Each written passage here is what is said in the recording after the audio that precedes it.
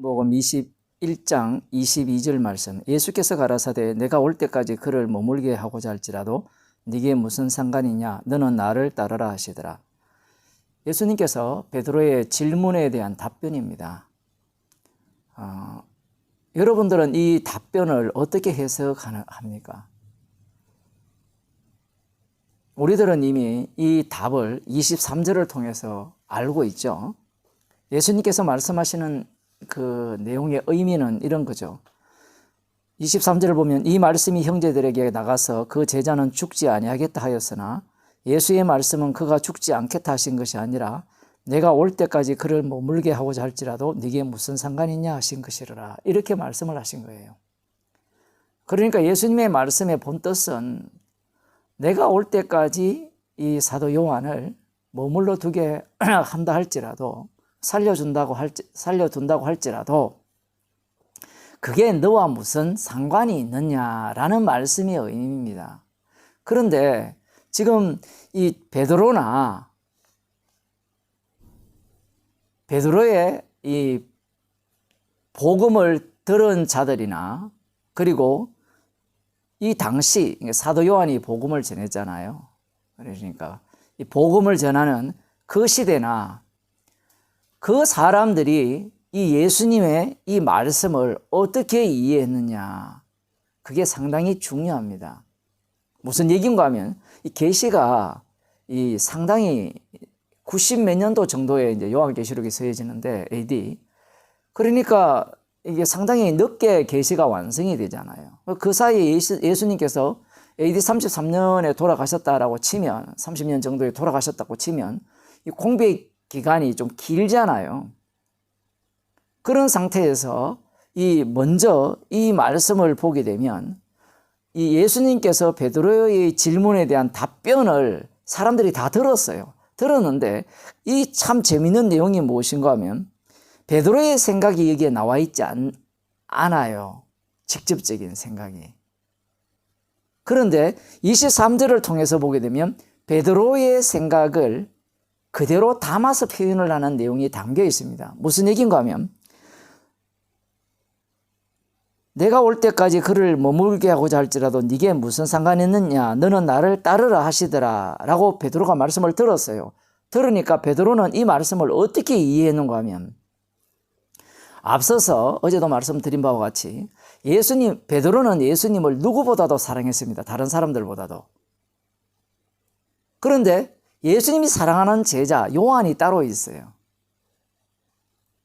그 요한이 어떻게 될 건가가 굉장히 궁금한 거예요. 왜냐하면 자신은 원치 않는 곳으로 다른 사람이 묶어서 데리고 갈 것이다라고 말씀을 하셨기 때문이에요.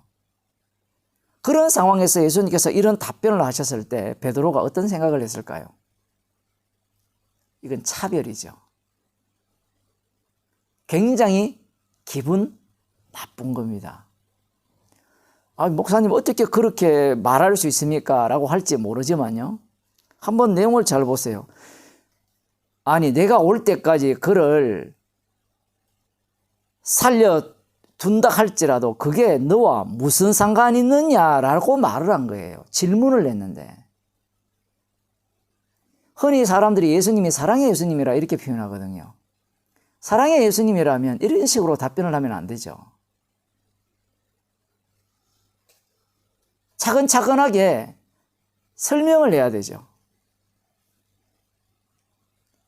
그런데 베드로가 듣기에 굉장히 불쾌하게 예수님께서 답변을 하신 거예요. 예수님과 베드로가 정면 충돌이 일어나는 겁니다.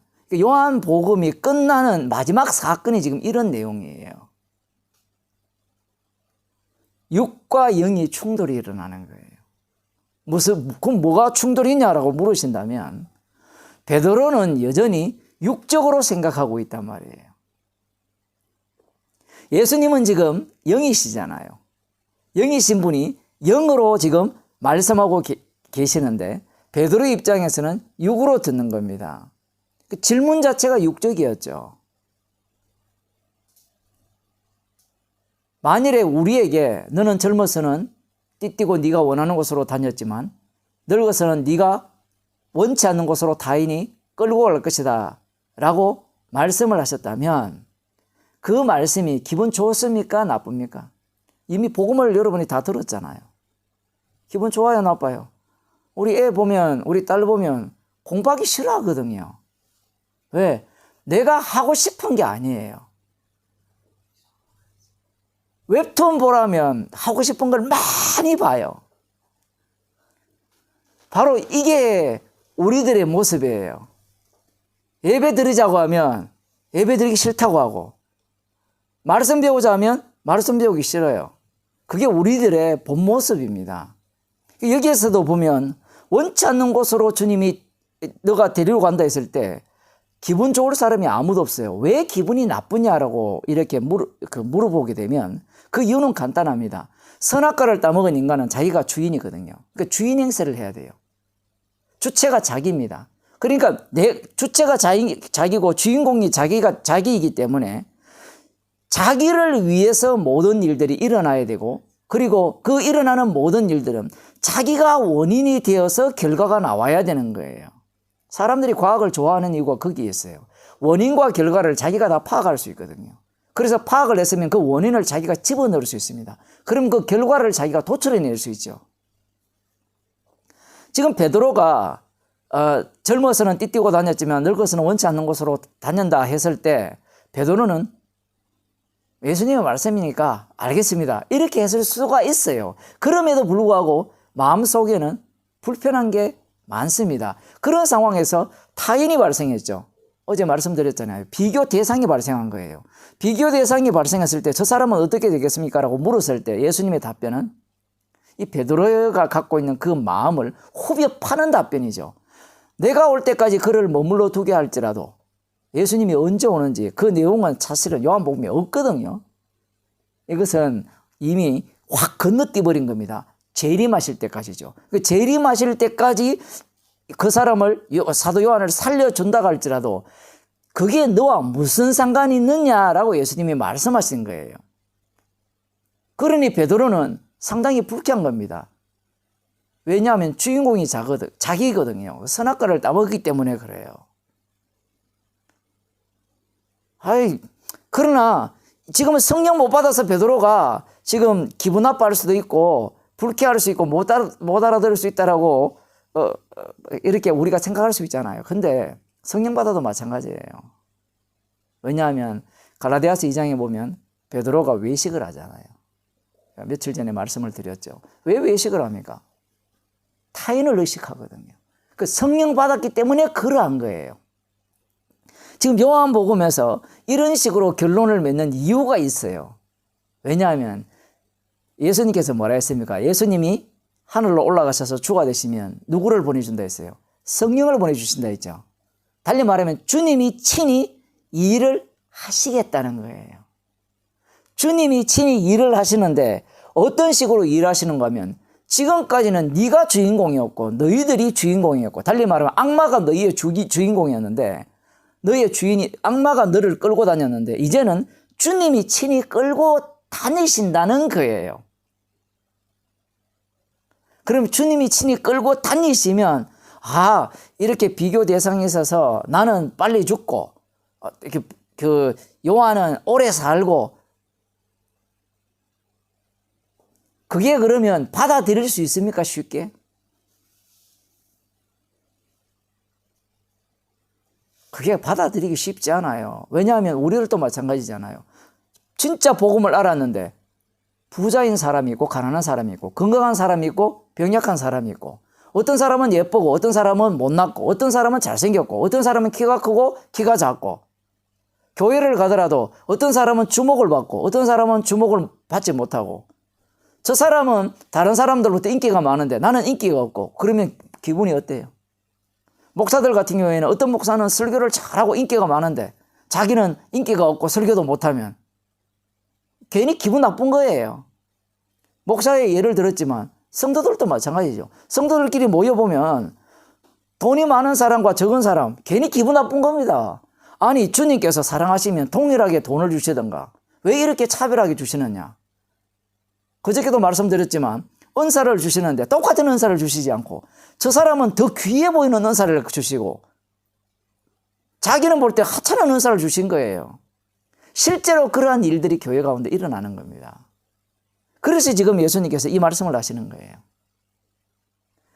그래서 많은 사람들이 한번 보세요. 재밌는 게 이런 거죠. 23절에 보면 이 말씀이 형제들에게 나가서 그 제자는 죽지 아니하겠다 하였으나, 이게 무슨 이야기인가 하면 베드로가 소문을 낸 거예요. 베드로가 소문. 그러니까 지금 베드로가 예수님 말씀을 듣고 이해한 게 뭔가 하면, 아, 저 사람은 주님이 오실 때까지 죽지 않을 것이다 라고 예수님이 말씀하셨다. 부활한 예수님이 말씀하셨으니까 그 말씀은 진짜일 거라 라고 얘기를 했는데, 그 소문이 발 없는 뭡니까 말이 천리를 간다잖아요. 그게 온 교회에 다 퍼진 거예요. 다 퍼지니까 베드로가 성령 받고 난 뒤에는 이 뜻을 알았잖아요. 그죠? 그런 뜻이 아님을 알아도 그렇게 아무리 해석을 해도 모든 사람들은 그 생각을 갖고 있는 거예요. 왜 그러한 생각을 갖습니까? 뭐가 좋아요? 빨리 죽는 게 좋아요? 주님이 올 때까지 살아있는 게 좋아요? 에이, 목사님, 성령 받고 나면 그 생각이 다 사라지지 않습니까? 아니에요. 사라지지 않아요. 성도는 죽는 게 소원인 거 맞아요. 그런데 우리는 날마다 살려고 하잖아요. 그래서 성경은 날마다 죽는 걸 소원으로 우리에게 말씀을 하시면서 우리를 책망하는 거예요. 책망하심으로 말미암아 주께서 십자가로 지금도 일하심을 자기 백성을 통해서 증거하는 겁니다. 그래서 여기에 보면 이상하게 결론을 내는 거잖아요.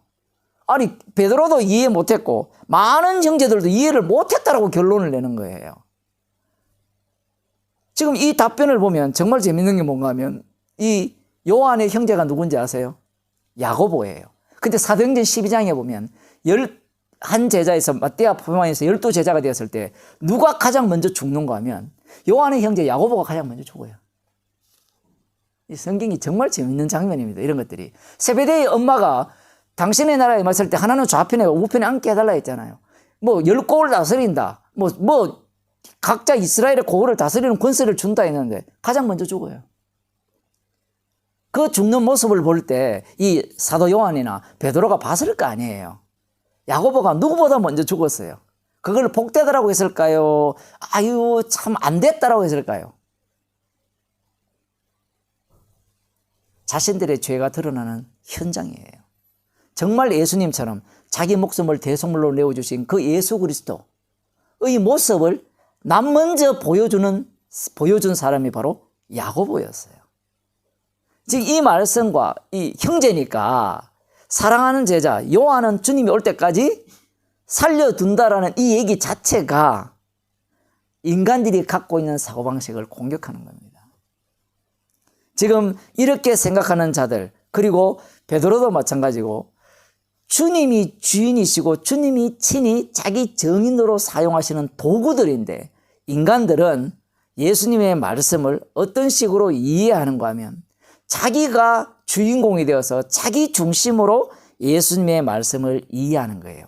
그래서 예수님께서 오늘 마지막에 요한복음 결론에 일어나는 이 사건을 통해서 뭐라고 하는가 하면, 내가 올 때까지 그를 머물게 하고자 할지라도 네게 무슨 상관이냐. 아니, 복음 전하다가 못 전하면 그게 주께서 하게 하시면 그게 네하고 무슨 상관이 있느냐.